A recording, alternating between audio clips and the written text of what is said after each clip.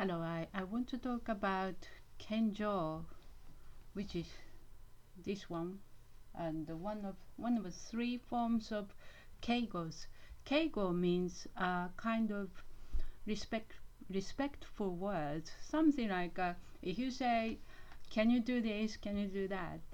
In English, like if you want to say politely, like it becomes, "Could you do that? Would you be able to do that?"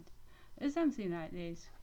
And so before that, I've received a book today. I bought a book, about 10 days of non-stop key talk. I can't forget about reading this book. In a long time ago, when I was a student, I've read this book in Japanese, and this is written by a Japanese author. I'm not sure about him. I think he must be a professor or something, and he's talking about psychological analysis of Japanese behavior. And Japanese culture has really interesting thing about the identity, and Japanese people we don't know which religion we really like, or even though you might say Japan is Buddhism. Yeah, it's coming from your education, but we have more complicated way of describing our religions, and a lot of different things affecting us. But this is anatomy of dependence, talking about being Japanese, and after World Wars, two World Wars, and Japan was involved in World War Two and One, I think. Then we kind of, even before that, we kind of started importing Western culture, and then they became more Western, and studied kind of independency and relationships. But we don't really abandon the way we we talk about it, the way we think, and the way we kind of constitute a relationship with others. So that kind of things really interesting. And Japanese people anatomy of dependency, they know dependence is a translation of amae. Amae is being dependent. So we are not very independent. That we don't become independent. We are half independent and then half dependent. So that kind of things. Also, if you remember, I wrote a circle of relationships. It's not my concept. This is coming from this book. And there is, I don't have space to write about it, but in this book it's very recommended. It's translated in English, and it's quite interesting. If you wanna, be, studying seriously about Japanese and Japanese culture, I recommend you to read this one.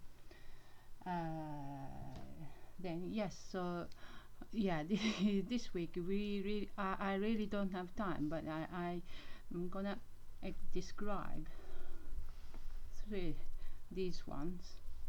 Um, there are three forms of keigos, and keigo is kind of respectful words.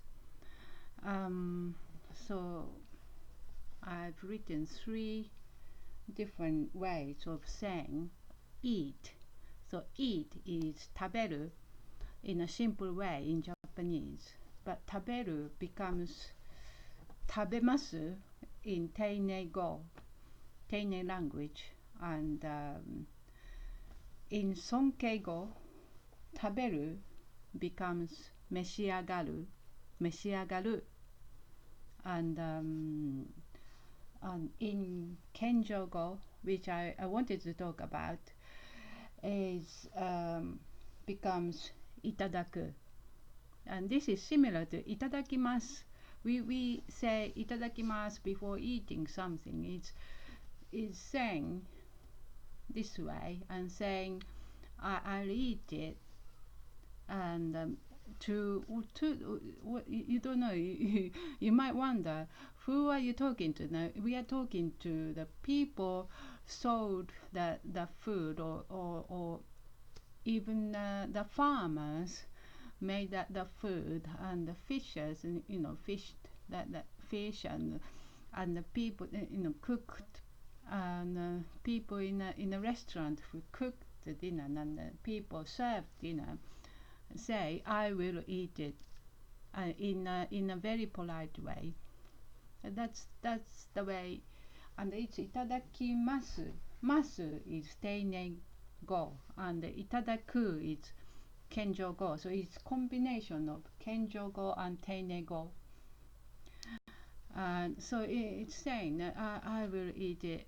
Thank you very much. I know it's not literally meaning thank you very much, but it's what we want to say is thank you very much for delivering this food for me.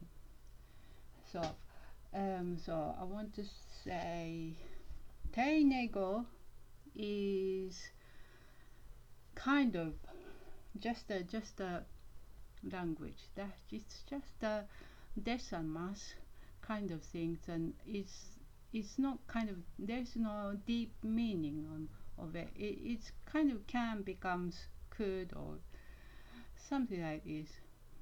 So Teinei go taberu becomes tabemasu.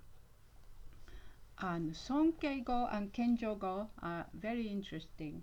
Sonkei go is the words and language to make someone higher. So someone, or someone who's talking to, who are you talking to, or someone who are you talking about, and you admire, yeah, but everything you say is Tatemae, but you admire, you pretend to admire that person you're talking about. So Sonkei go, if you say meshiagaru, say something like Kyoko-san.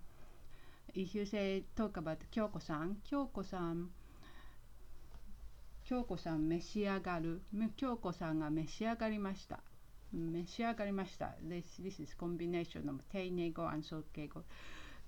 It says you admire Kyoko-san. It doesn't mean she is a boss, or she the position that it doesn't mean, but if you're talking about your boss, definitely 100% you use Sonkei go. But 90% maybe. But if you don't admire, and if you want to piss someone off, and you don't use Sonkei go, yeah.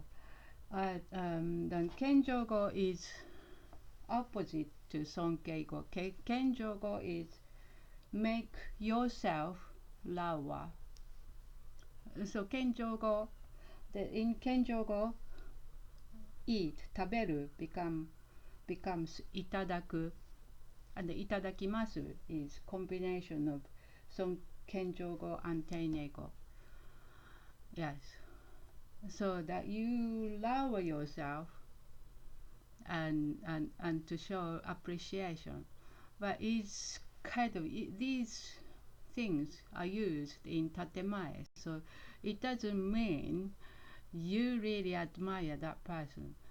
And even you use these Sonkei go and Kenjo go in a sarcasm, like if you are talking about someone like Masao-san. I bring up a man's name. If you talk about Masao-san, and and you don't like Masao-san, and then someone else that, and your friend doesn't like Masao-san as well, and then you say Masao-san maybe was very young and very arrogant, or it might be kind of arrogant person, but being young person, he must be more humble, and then so then when he is not present, we talk about Masao-san and say he at lunchtime he 召し上がる food he 召し上がる is kind of in a form of Sonkei, Teinei, but it's not showing appreciation, it's showing our sarcasm. We are being sarcastic. That's how you use Keigos. So it's not a reflection of our feelings, honne. It's more about Tatemae that we used in Tatemae. And if you really Sonkei, if you really respect them, you use these forms, but you say in my bottom of heart, I admire you. So I'm using these words. So it's really difficult to read.